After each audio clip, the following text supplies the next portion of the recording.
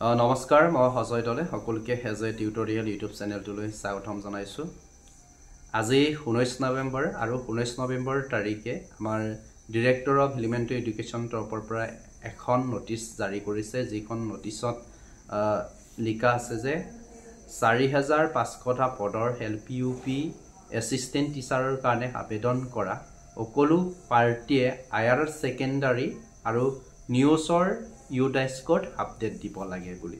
So মই ইয়াতে share কৰিম যে আপোনালোকে আয়াৰ সেকেন্ডাৰীৰ কি ডকুমেন্টস লাগিব বা কেনেধৰণে দিব লাগিব এইখিনি শেয়াৰ কৰিম।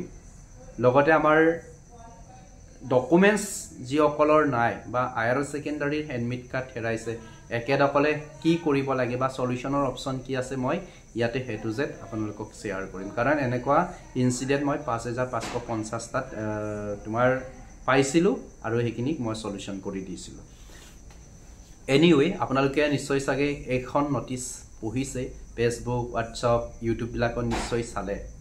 ময়ো এটা ভিডিও এটা দিছিলো, কিন্তু তাতে এটা বিষয়বস্তু ভুলকে কোৱাৰ কাৰণে মই এটো প্ৰাইভেট কৰি পেলাই ৰিকে এই ভিডিওটো বনাইছো, কাৰণ মই অলপ মিস্টেককে কলো কাৰণে এটো মই প্ৰাইভেট কৰিছো। মই লুক ডাক কৰি লাভ নাই, মানুহ মাত্ৰ কেতিয়াবা ভুল কৰে, কিন্তু এই কাৰণে মই প্ৰাইভেট কৰি পেলাই এটো ৰিকে বনাই দিছো যাতে আপোনালোকে গলতি নকৰে। ঠিক আছে, এতিয়া according to this notice এই নোটিছৰ মতে আমাৰ 4500টা পদত আবেদন কৰা প্ৰত্যেকজন ক্যান্ডিডেটে আয়াৰ সেকেন্ডাৰী ডিটেইলস আপডেট বুলি কৈছো আৰু ডিটেইলস কিনি তাতে সাবমিট দিব লাগিব। অৰ্থাৎ আপোনালোকৰ মাৰ্কশিট এডমিট কাৰ্ড এইখিনি দিব লাগিব। এতিয়া আয়াৰ সেকেন্ডাৰীত বহুতে বেটাৰমেন্ট দিছে, বেটাৰমেন্ট দিয়া ক্যান্ডিডেটসকলে কি হয় একেদকলৰ দুইখন মাৰ্কশিট আৰু সাৰ্টিফিকেট থাকে। সো তাতে অপশন হলাই, কাৰণ 5550টা ক্ষেত্ৰটো এনেধৰণে ডকুমেন্ট বিলাক সাবমিট কৰিব দিছিলে বা ওয়েবসাইট দিছিলে নিৰ্দিষ্ট সময়ৰ ভিতৰত ডকুমেন্টস খিনি সাবমিট কৰিব লাগে। সো একেদকলে জানে যিসকলে 5550টাত আবেদন কৰিছিলে কেনেকে কৰিব লাগে, কিন্তু 4500টা পদৰ ক্ষেত্ৰত বহুত নতুন পাৰ্টি আবেদন কৰিছে। সো এই সিস্টেমটো পোৱা নাছিলে, একেদকলে হয়তো নাজানিব পাৰে। সো আপোনালোকৰ মাৰ্কশিট এডমিট কাৰ্ড দিব লাগিব আৰু বেটাৰমেন্ট দিয়া ক্যান্ডিডেটসকলে ৰেগুলাৰ যিটো আমাৰ Iyer secondary duty admit card দিয়ে সেই এডমিট কাৰ্ডৰ লগত এটা অপশন পাব আপোনালোকে। এই অপশনৰ লগত বেটাৰমেন্টৰ এডমিট কাৰ্ডটো একেলগ কৰি মাৰ্জ কৰি অৰ্থাৎ PDF কৰি পেলাই আপোনালোকে আপলোড দিব লাগিব।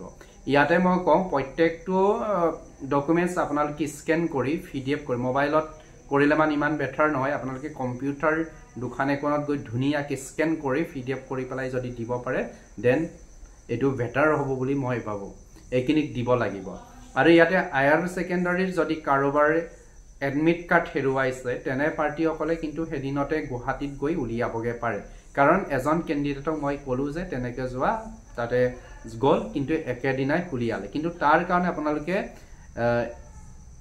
এৰাই যদি গৈছে তেতিয়ালে পুলিচৰ ভেৰিফিকেশন বা পুলিচৰ পৰা এটা লিখা কাগজ এখন লাগিব নিজৰ থানাৰ পৰা। তাৰ পিছত আপোনালোকে অনলাইন কৰিব লাগিব, অনলাইন কৰাৰ পিছত এটা ৰিসিপ্ট দিব।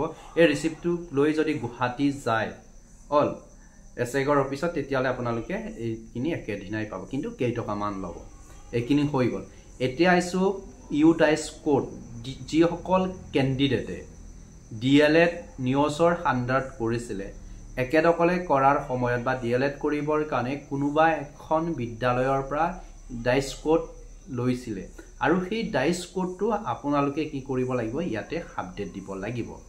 সো এই বিষয়টো 5550টাৰ ক্ষেত্ৰটো হৈছিলে, কিন্তু বহু ক্যান্ডিডেটে হেখিনি দিব পাৰিলে আৰু বহুতে দিব নোৱাৰিলে। আৰু যিসকল ক্যান্ডিডেটে দিব পাৰিলে আৰু যিসকলৰ কাট অফ কভাৰ কৰিছে নিউজৰ ক্যান্ডিডেটসকলে একেদকলে চাকৰি পালে, কিন্তু যিসকলে এইখিনি দিব নোৱাৰিলে যিখিনি ডকুমেন্টছৰ কথা কৈছিলে ছথানে কেইটা ডকুমেন্টছৰ আছিলে ডকুমেন্ট স্পেশালি বিচাৰিছিলে এইখিনি দিব পৰাকিনে চাকৰি পালে আৰু যিসকল দিব নোৱাৰিলে কিন্তু চাকৰি পোৱা নাই।